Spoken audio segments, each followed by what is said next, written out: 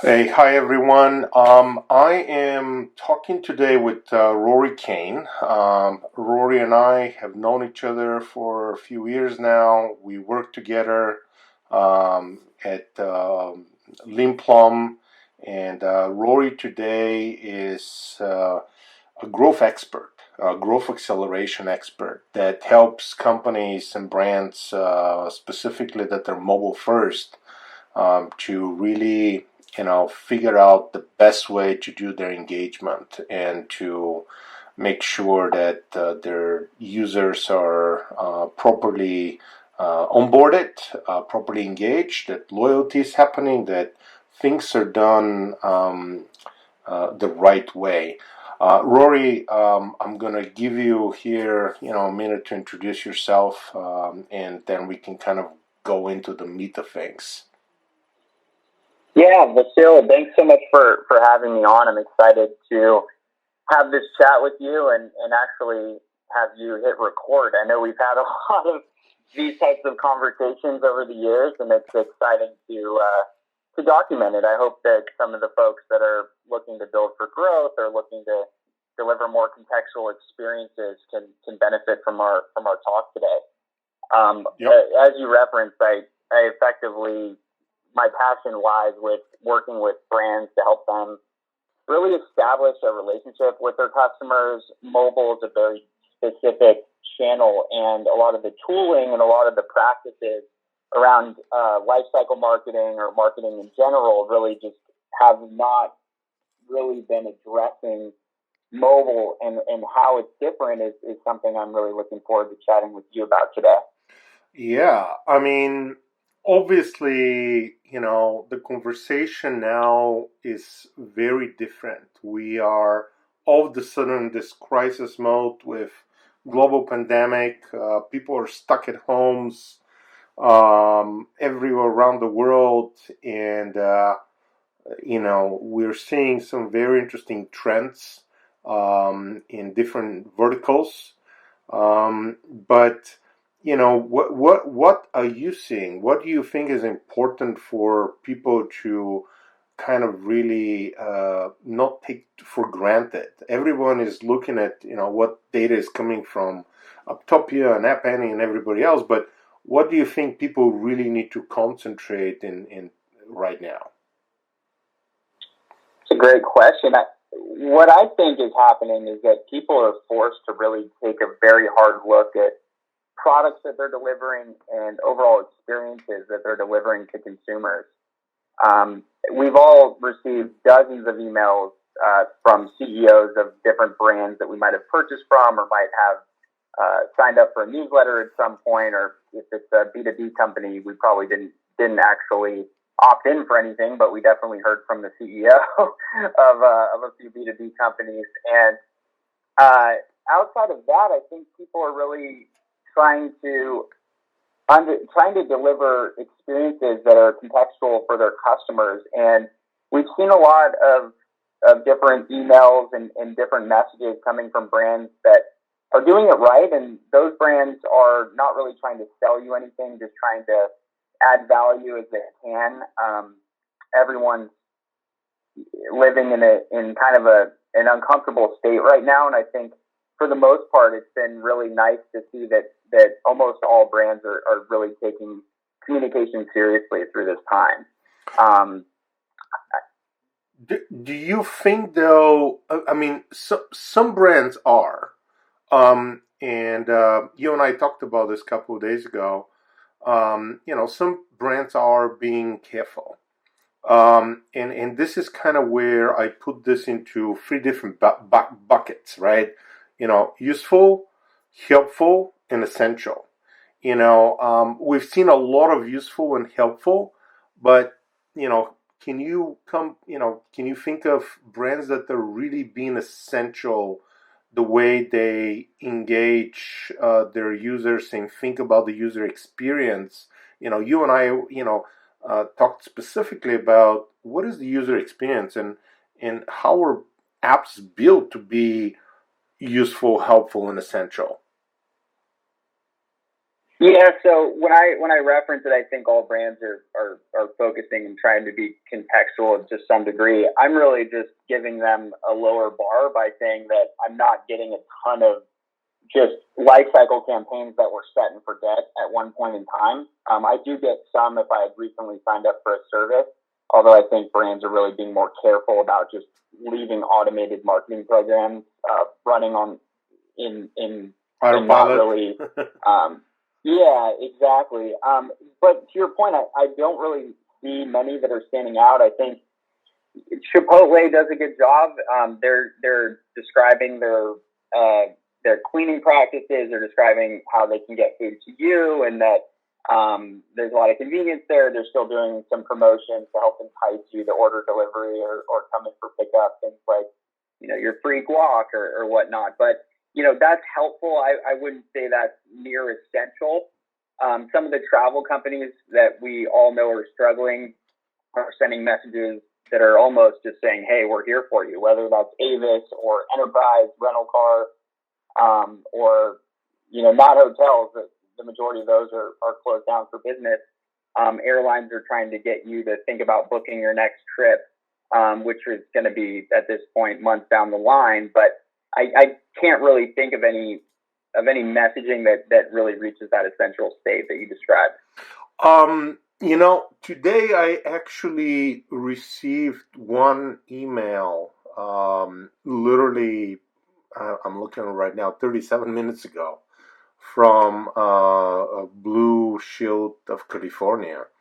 And they actually made it essential. They're talking about COVID-19 and literally how you can use their telemedicine app to reach out to doctors and have conversation if you have any of the symptoms, what the symptoms are, how they're providing essential 24/7 access to nurses and physicians online, and you don't have to get out of the house, you don't have to go to an office, to a hospital.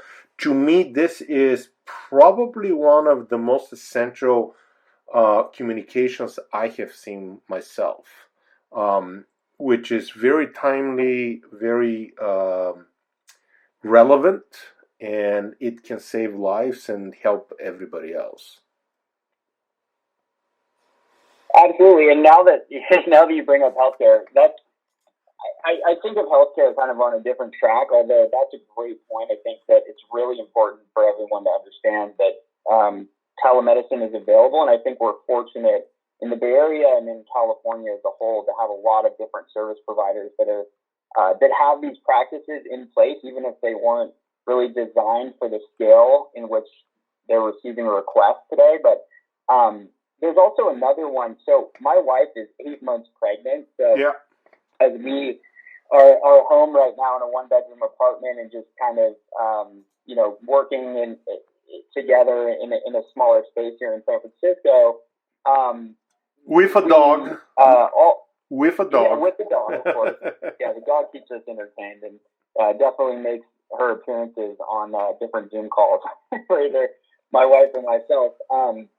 One email that we've gotten is through Baby List, and Baby List is a great kind of central place to go to develop a baby registry. So we were supposed to have a baby shower that my wife was going to have here in April. Doesn't seem like that's going to happen. Although the registry and link were sent out, we have family members that are helping us through this and buying us different gifts. But one of the emails they sent was actually yesterday around. This is a really challenging time for new parents. Just thinking about what the hospital dynamics could potentially reach by the time we have our baby in about 7 weeks from now. And they just delivered a lot of empathy through this message. And it effectively just talks about here are links and resources to different healthcare websites that can help you understand if things have changed. And I thought that was something that there's a lot of reasons for them to communicate with us, being that people are getting us things through this registry.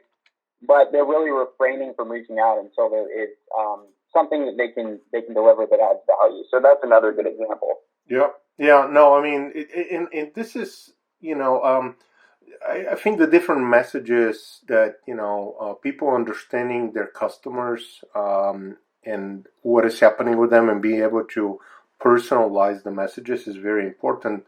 When we were talking, you had some very interesting examples of what the OTT providers in the media space are doing right now to be essential, because to be helpful, or think about the user experience in a higher level. Now more than ever, now that we're at home so much and we are consuming content from OTT streaming, um, we have so many choices on our mobile devices, on our streaming boxes, and you had some very good examples that maybe you want to chat about, that I think were spot on. Yeah, it's interesting.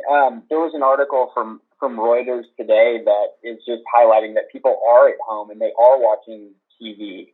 Nielsen, who tracks broadcast TV ratings through linear channels, those are the channels coming through your cable box, or even might be potentially tracked via over the air if you have a digital antenna.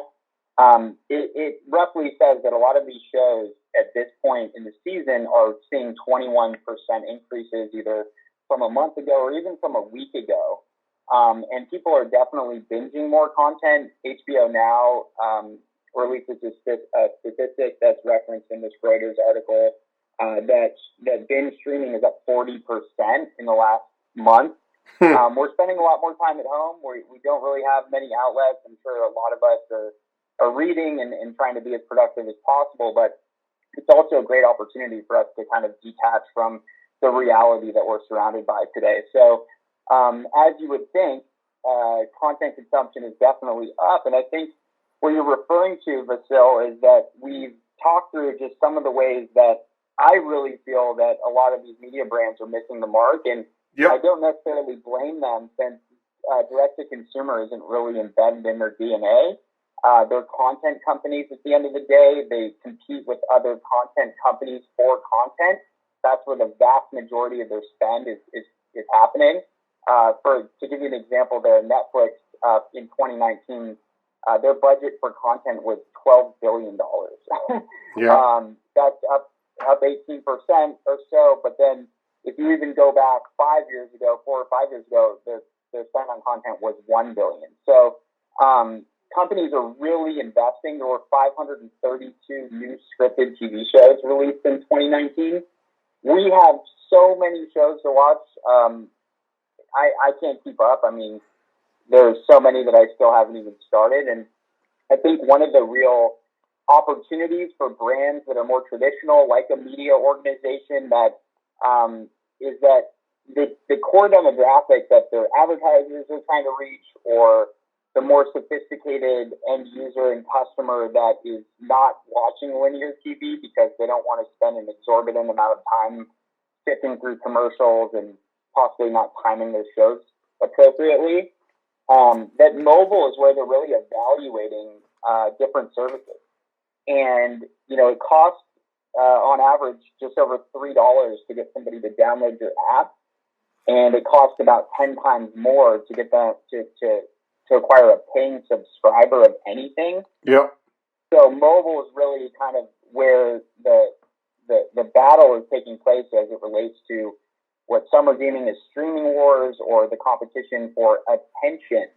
And media companies are definitely at the forefront of that. Do you feel that this disruption in our lives, it will change mobile for some of those industries for long time to go? I mean, uh, we all were watching videos on mobile. We were all, doing some banking on mobile to some degree. But now we are forced to do a lot more. And there is an opportunity for certain industries to, reinvent themselves and to really take advantage of this while others are being, hurt.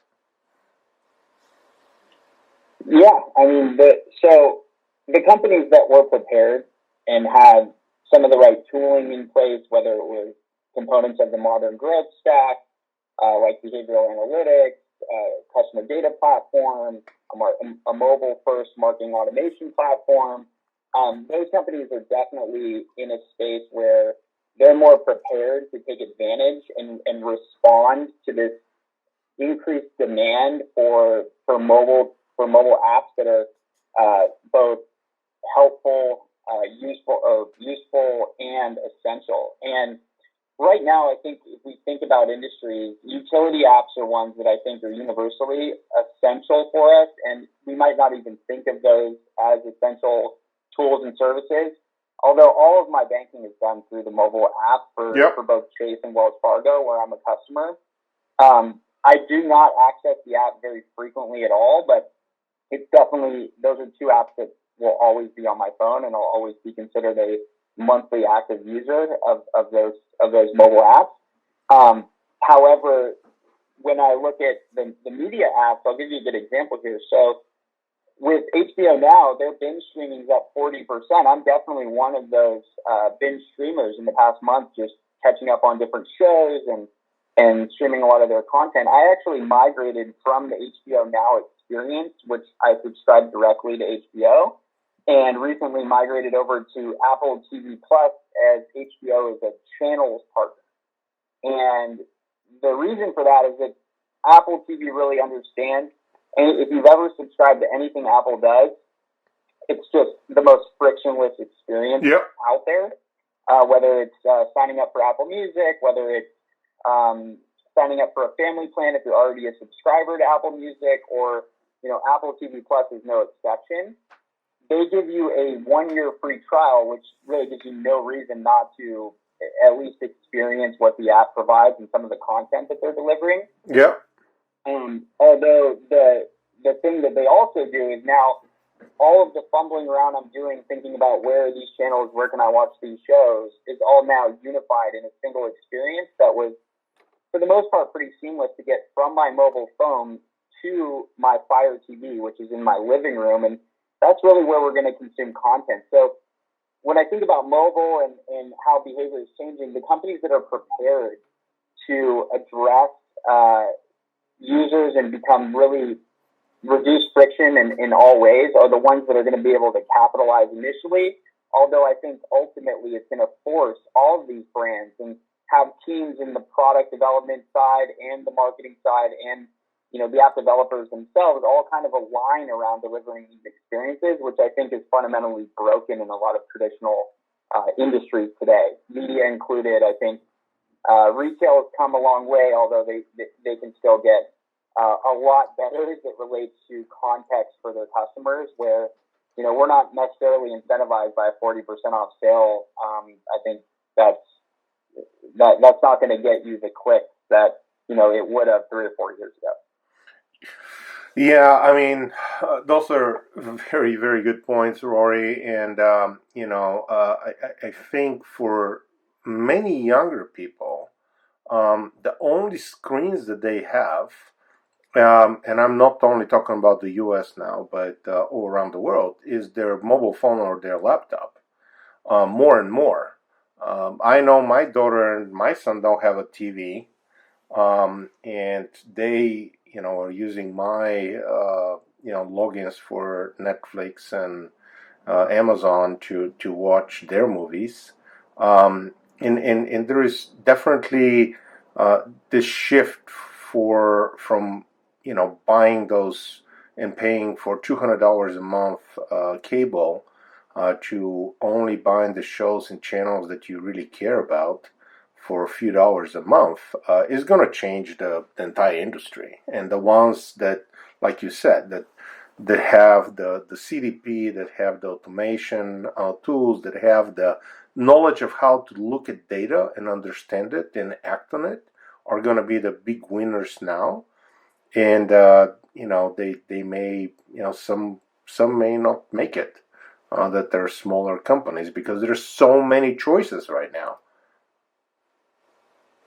There's choices for your attention, and that's a great point. I think, where you reference how your daughter's, using streaming services on a different type of device than a TV itself. I think that's a great point, and it's also, a good proof point for the shift that is occurring. And these companies across all these different industries really have to be prepared, and you have to think about those three buckets that you described. Are you useful, helpful, or are you essential? And that really comes down to where people are in the life cycle as it relates to their specific behaviors in engaging with your digital products. If you're building digital products, you need to have a way to be able to run really deep analyses on that behavior.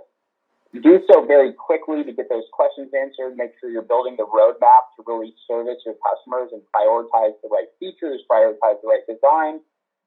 Then you need really what I think is the shift that I'm hopeful will occur, and that it has in other industries, specifically, let's say mobile specific companies like the delivery services, the Postmates, the DoorDash, the gaming companies, the Zyngas of the world. They understand these things, so they build programs on the marketing side that then assist the product team. So the biggest challenge on mobile, and the biggest thing that, people like your daughter and people her age, even my nephews, I have three nephews, the oldest being 13, they wouldn't put up with more than 5 points of friction if they were going to log into a service. They would find another way to go about it. And why this becomes essential now is that if you're paying an average of $3 to get somebody to download your app, and then if you're a paid service like an HBO Now, the average across all industries is about $33. That's a really big delta. If you're paying $33 to get a paying subscriber, that means three months and a week they need to be retained as a subscriber. You really need to focus and know what those actions are that really differentiate those that are your paying subscribers that are accessing daily or weekly, streaming different types of genres of content, versus those that are trial users that never activated, or ones that use your service once a month, or those that have churned. And you really have to develop a really mindful practice around driving life cycle marketing based on the behaviors of each one of your users.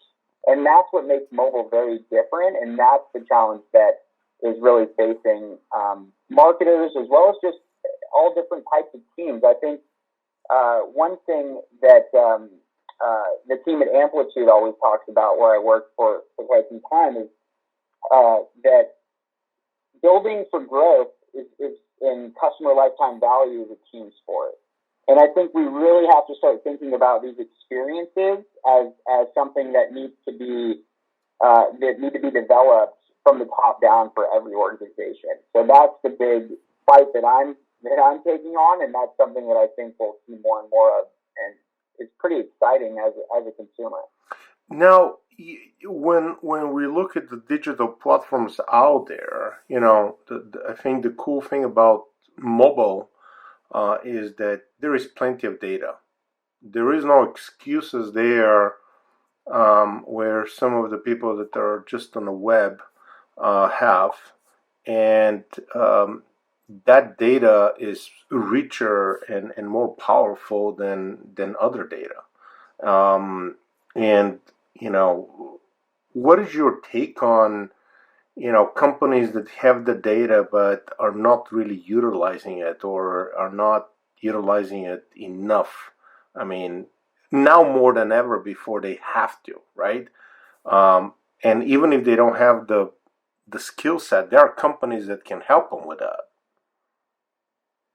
Yeah, there are. Now there are, and I think data means different things to different teams. It means different things to different people, and definitely means different things to different companies and industries. And the fundamental challenge here, as we think about this shift, is that as it relates to data, the things that got companies to where they are now, investing in email, using tools like Salesforce Marketing Cloud, using tools from Adobe, using tools from Oracle Marketing Cloud. Those were really constructed in a world where the data that people needed access to were that was engagement data, although it's really engagement data with specific emails, as well as even push notifications to some degree. Now, the issue there is that if you're really focused on those type of metrics are so far removed from business impact that the gap is growing for marketers as they think about how to attribute their activities and their investments to revenue, to customer retention. So that gap is only growing more and more. Now, to your point, there are absolutely tools that are mobile first that will allow the marketer to actually look at this much richer set of data. Now, if they're still thinking about push notifications or different messaging that they're delivering through a mobile app, the problem is your habits are going to have you really looking at, are they clicking through these things? Did they convert to that one action that I decided to track in advance of launching this campaign? And most tools don't really have the flexibility to drill down and say, show me the downstream effects for people that were a part of this onboarding experience or received this welcome push notification to activate an account in the second day after downloading the mobile app.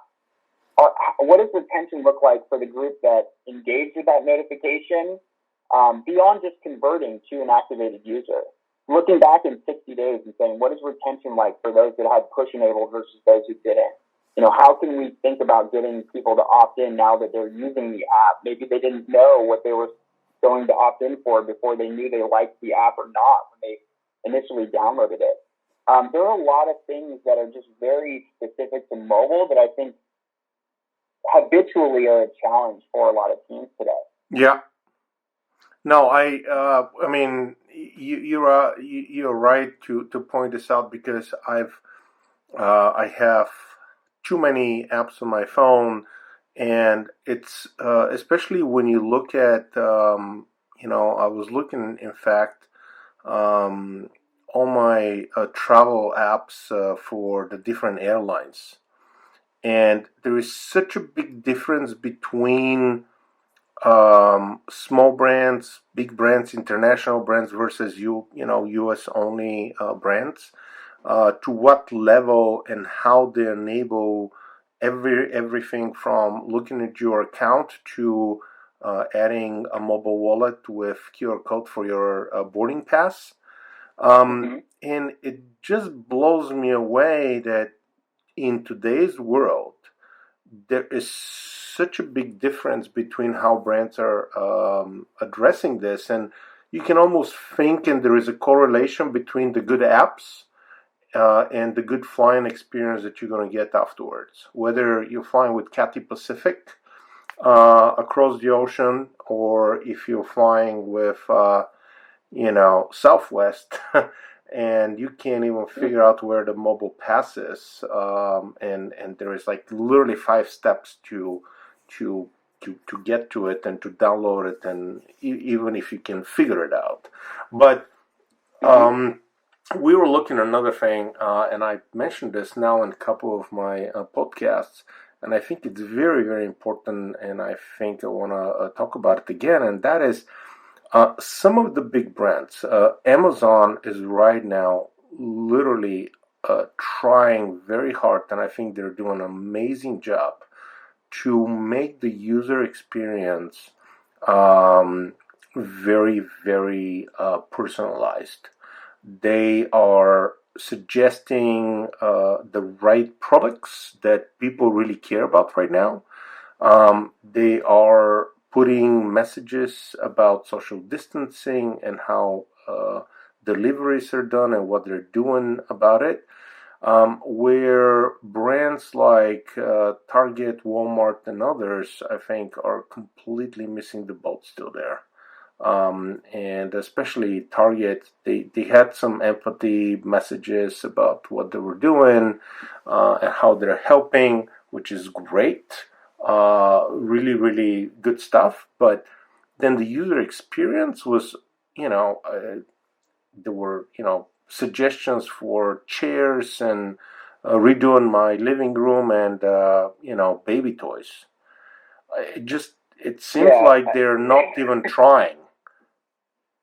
Yeah, I think that they're hamstrung by the fact that they don't really have a unified view of who you are. Yep. I think for the most part with Target, that data that they have tends to live in your loyalty program, which is tracking the purchases that you're making. Target is a place that you go for something specific. You end up potentially filling your shopping cart with things that you're reminded that you might need. And if you had planned in advance, you likely would have ordered from Amazon. So I think Amazon has the best content recommendations possible because they're leveraging that data. They're building machine learning programs. They really have an understanding of the correlation between products and their customers. When you think about Target, you can't imagine that they do unless you're somebody that just does exclusively shop at Target and you're not someone that really orders a lot to your doorstep. But don't you think that now is the time more than ever where when we are again stuck at home, we can't go to the stores, for these brands to stop what they're doing and rethink, and even if they can't come up with their own ideas, go and copy what the best in the business are doing. I mean, do you think that? I mean, they have the data. I mean, how hard is this for a brand to do with the tools out there that are available? It's only hard, Vasil, because their challenge is that this is change management. Yeah. And right now, specifically in retail, where there's all these things happening, the supply chain is moving. It's a moving target. Pun intended, I guess. They have supplies. They're running short on some. They're investing there. They're training their employees on how to maintain their properties, how to set up drive-through pickup services, which just aren't available at all of these locations. But now they're having to spin those up. Now, the real challenge there too is that you mentioned that there are vendors that can help with this and that have expertise and strategy to deliver as a strategic partner. Yep.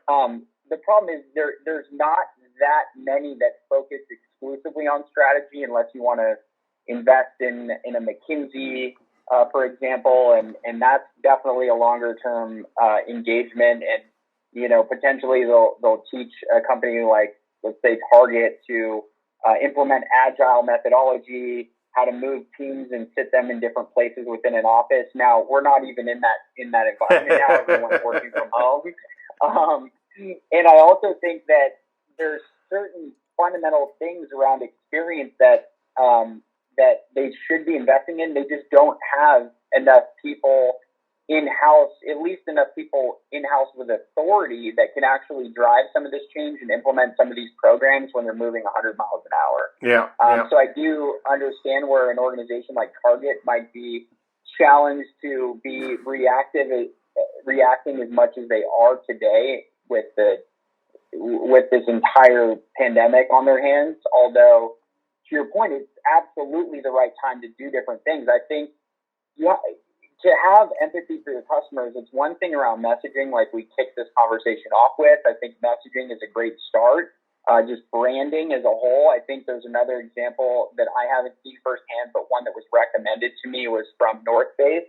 Yep. North Face has stores, but they're available in a number of different places, and people are very connected to the North Face brand as a consumer. Anyone that really people have an affinity for those products, and they're doing a lot to share really helpful and potentially essential information for their customers via email and some of their brand messaging on social.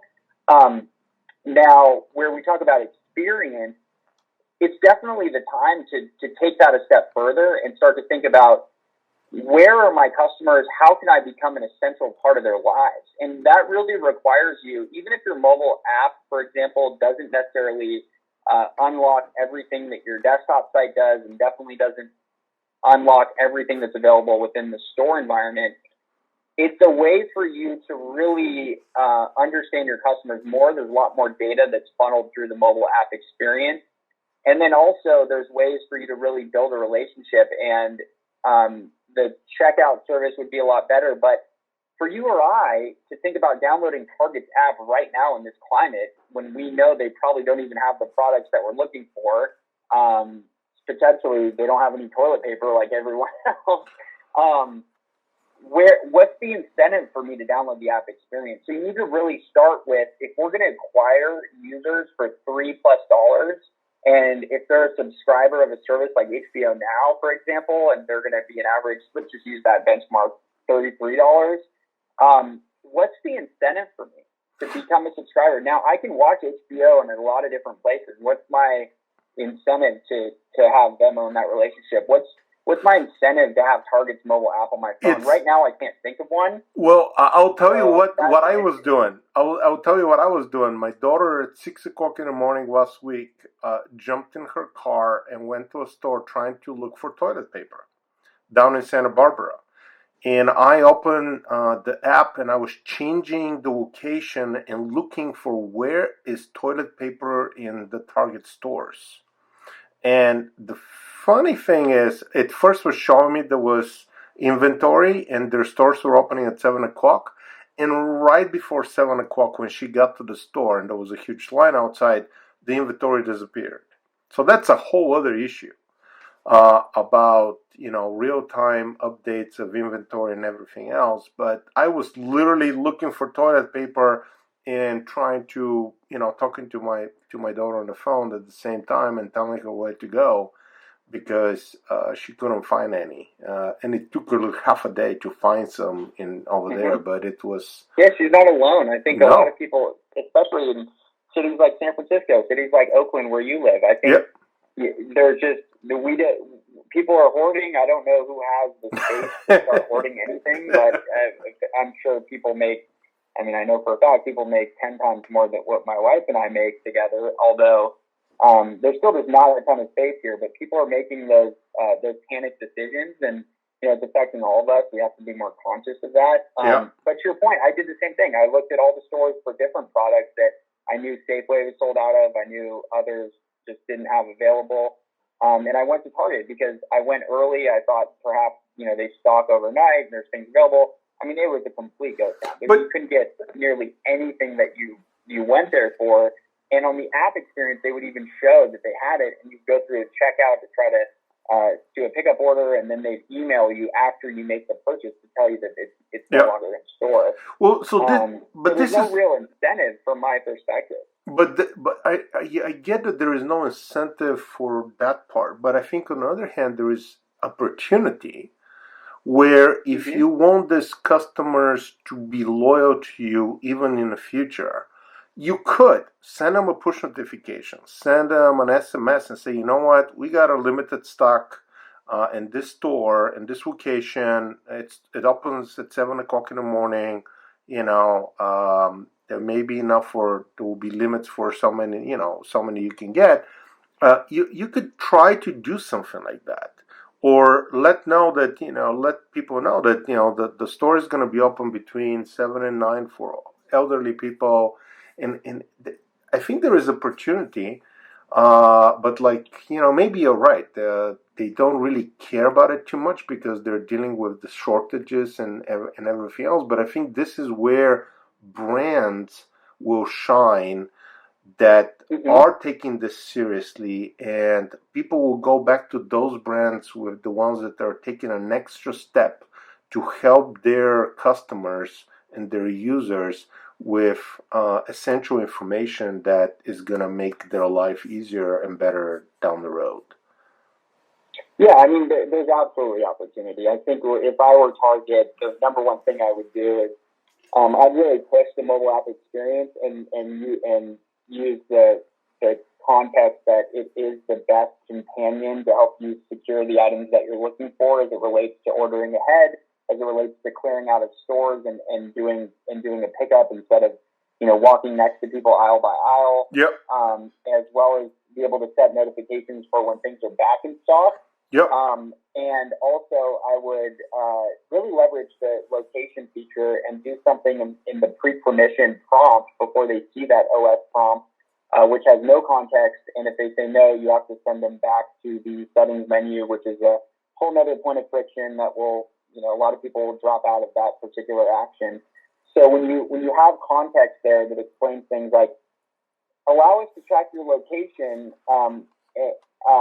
thoughtfully, and then what we'll do is we'll send you updated information as it relates to the inventory in stores near you.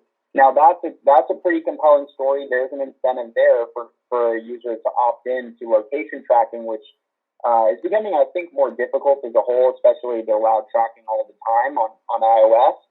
Although the key thing there too is that you're absolutely right, and that the brands that are going to lure people into purchasing from them in this time are, helpful to essential, and they're ones that are really forging relationships that are going to last for a family's foreseeable future if they can execute that today. Yeah. Now, that's why I think now is really the time that brands need to think about these things. I think, especially a media company, think about what NBC Universal has to go through right now.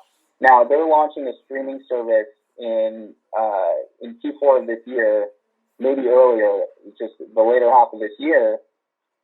And they also had all of these expectations for all of their different outlets within the NBC Universal family to broadcast different events of the Olympics in Tokyo. Now, there are no Olympics. Yep. So they must be moving 100 miles an hour too, looking at different ways that, they can kind of change their planning, which has been probably running for years already, coming for this 4-year event. This is the time to really invest in those experiences because people do have ample time. There's no live sports. There's a lot of opportunity to get people into an activated user and start to stream content that they might have missed out on. That NBC has an incredible amount of just fantastic content. Yep. So this would be an opportune time for them. If you think about any retailer that has closed offices right now with the workforce from home, and if they're fortunate to be in a position to retain their employees, specifically the ones on the digital teams, and those teams are eager to contribute right now, I'm sure. This would be a time for them to be more collaborative over Zoom. They're not sitting on different floors. They can connect more frequently. They can start to talk about, what tooling do we have? Where are the gaps? And the other thing is, like you and I have talked about in the past, if I'm a marketer and maybe I have a mobile specific platform that I use to engage my customers. If I work at a more traditional brand, I probably don't. I probably have something like Salesforce Marketing Cloud. We have built these journeys over months and months or years. How do I measure the efficacy of what I'm doing, and how do I think more about being contextual and valuable for my customers? This would be a really great time to think about how they should look at tools that give them an ability to drill into data in a self-sufficient way, especially as they work remotely. Most marketers I've ever worked with at different companies I've worked for, they rely really heavily on a business intelligence or analytics team to start to correlate different data points so that the marketers can understand the efficacy of their campaigns.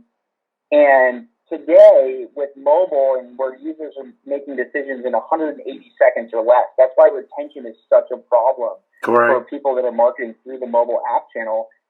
Entertainment, for example, globally, I saw a stat on Statista recently where you get 20% of users that only use your app one time as a general statistic. And then you drill in further, and by day 30, only 3.3% of users are retained on an entertainment app. Yeah. And if it costs $33 to acquire a paying subscriber, that's an exponential investment. That's an endless investment in terms of capital that you're going to need to funnel. Now, if I'm thinking about that in a way of how marketers can really start to drive a real value for their customers, it's being able to access data without a BI team from their living room, from their laptop, and be able to move much faster to make sure that they're driving really the metrics that matter, not the vanity metrics around who opened this push notification, who opened this email, did they click through this link about our stance on COVID-19. Those are all things that you can keep in context to the greater picture Although the things that are really moving metrics and driving revenue and value for shareholders of these companies is around the retention of their customers and how do we drive for customer lifetime value. And those things are really starting to require us to think about the tooling that we have. And even with the tools that we have in place today, it's just being more just sufficient with being able to drill into the data. I think those are things that people really need to be focused on. And to your point, now is absolutely the time to do it. It is what we have seen is, and I'm sure you've seen the same thing over time, is that there are definitely tools out there that promise to do this type of capability. Others overpromise. Others are very hard to use. There are many places where brands are using multiple tools, that they're integrated together, and it gets harder to do it. So, brands need to go, and I think this is a perfect time to experiment and do POCs with different vendors and try out new technology, and do A/B testing of one tool versus another for one channel versus another, and to evaluate their data and their analytics. Because if you don't do it, or the tools don't do it right, you're gonna lose. And others that have the right tools, that are more modern, that are more agile, that are easier to use and better integrated, are the ones that are going to help those brands, kick people's ass. I'm sorry, but you're absolutely right. I think so. In that regard, now I think why that's not occurring at nearly the level that it needs to. We talked a little bit about how an organization like Target, I would assume that the people that really understand experience and everything else, I don't believe those folks that understand the value of investing in customer experience necessarily have the authority to help direct the company's focus away from all of the things that they're tackling right now. Although there really aren't enough experts in the world that are really understanding of mobile customer experience. We have to, people like you and I in the industry, it's hard for me at times, and I have to take a step back and really understand that, this isn't their first nature to be thinking about mobile specifically. People came up through the ranks where they potentially were promoted for a 7 or 12% increase in open rates from email. yeah, That would get you a director of CRM title, just as soon as 4 or 5 years ago. So even today, to some degree. So when we think about why people aren't doing proof of concepts with different vendors, you're right. They're all saying that they do it, and their existing vendors are telling them that they do it. But if it took 9 to 12 months to spin up some level of sophistication in Journey Builder from Salesforce Marketing Cloud, they're going to think that that's the investment that's going to be required for anything mobile with Salesforce or anyone else. And that's just not the case. I think there are modern tools that marketers need to think about to add to their arsenal that are really designed for the modern world. They take event streams, they take real-time data, they let you trigger different messaging off of users' distinct behaviors or lack thereof. And also, there's not enough expertise in-house to really develop evaluation criteria. And then the big fear is that there's nobody in-house to really enable it, so that they can really understand the return on that investment. So it's really about working with vendors that understand their business and can really help them apply technology as it relates to attributing marketing campaigns to business impact. Things like we talked about, retention. If you're Target, it's about in-store and online combination of purchases, creating an omni-channel impact, and being able to measure in-store purchases from the mobile-first platform and being able to attribute that to the success of campaigns. and do it in a way where they can spin this up in a matter of weeks and not months. Yeah. I think that's really something that everyone should be thinking about, and I think my hope is this new reality that we're all in right now will help accelerate that as a whole across all these different industries. I do think that brands are gonna be in a position where they will be forced to do it. Whether you're an e-commerce brand or whether you're a bank or whether you're whatever type of company you are, everything is going to have to be reinvented. You mentioned a very interesting. You put it like what was you saying that this is like the new meteor hitting the earth, and we're coming from recovering. Um, I love I that really think expression. that. Listen, Yeah. I really think that when the dust settles here, it's going to be like the meteor that wiped out the dinosaurs, and that the dinosaurs in this analogy are the traditional companies Yeah. that are partnered with technologies that were delivered by monoliths, ones that are one size fits all, because just like your customers and everything you're doing for them, there is no one size fits all for all of your customers. Yeah. And I think when the dust settles on this, that we're going to have go through a renaissance as it relates to the way that we treat our customers. And even if you hear Mark Benioff talk about it, he talked about it 2 quarters ago on CNBC on Squawk Talk, and it was really one of the best ways I've heard somebody describe it. Mark Benioff said it very, very well. He said, it doesn't matter if you're a farm or a B2B company or a B2C company. If you're B2B, you're actually B2B to C. We're all delivering our company through digital products and websites. And that's just no matter who you are. If you're a dairy farmer, you have to have a website that helps people understand that you exist and that know how to source your products or how to test your products. So Correct.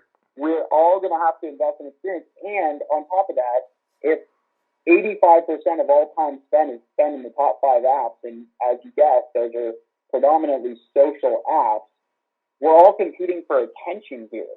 So it's not about we're competing for your share of wallet. If you're a bank, you're not competing for purchases with Amazon. You're competing for attention, and to cut through the noise, you have to really deliver experiences that customers appreciate, and that means they're frictionless, and that they actually can get to what they want to get in the quickest amount of time. If you're an e-commerce company, or if you're a media company, it's getting content into your living room in the quickest amount of time, and understanding the catalog that you have, and get them to start watching content. Don't show them an ad if they just download your app. Show them how they can connect in the living room, and then let them get to content, and then slowly drip in your ads, because that's how you're monetizing your product. There's just a lot of things that you're right, they're going to be forced into. And right now, it's not the time to sit back and be paralyzed by all the bad news in the world. And we're all in the same boat, no matter if you're financially struggling, you're jobless, or have a job. You do have a job, right now would be the time to prove your value and make these types of presentations internally to get more people surrounding you and help build toward these efforts. Yeah, no, you're absolutely right. If we can leave that on a positive note, I think is that brands really have an opportunity. There is technology and vendors out there to help them. Maybe there isn't that many people with the knowledge that you have, Rory, but they can, I guess they can, contact you, and you can help them out, or we can help them out together. But on a positive note, there is opportunity for brands to think about and to get things better. There is time for that still. But you need to pause what you're doing, and you need to think harder and invest in this. In fact, brands that are looking for people, recently Macy's laid off their entire mobile team here in the Bay Area. Amazing team of talent that is looking for new challenges and jobs. So, look them up on LinkedIn, and maybe you can hire them as well. But Rory, thank you so much for your time. This was amazing, in my opinion, conversation. Always pleasure to talk to you and pick your brain about this. And we could be going probably for another hour easily.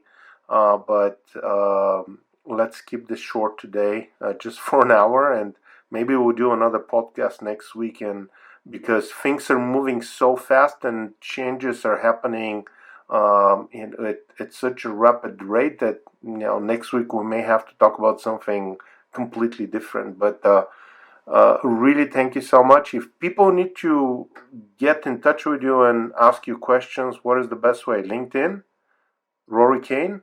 Yeah, Rory Kane on LinkedIn, or my website is audienceperspective.com, and there's a quick contact button. I am so passionate about people that are really looking at their business and thinking about how they can add more values for their customers. So I'm always open to those types of conversations. So that's where you can reach me. And I agree. I think if we do this again, which I'd love, the world will probably be different, even if it's only in a week's time. And hopefully I can get a haircut by then, so we can even do this over video. So I can show you how to do it.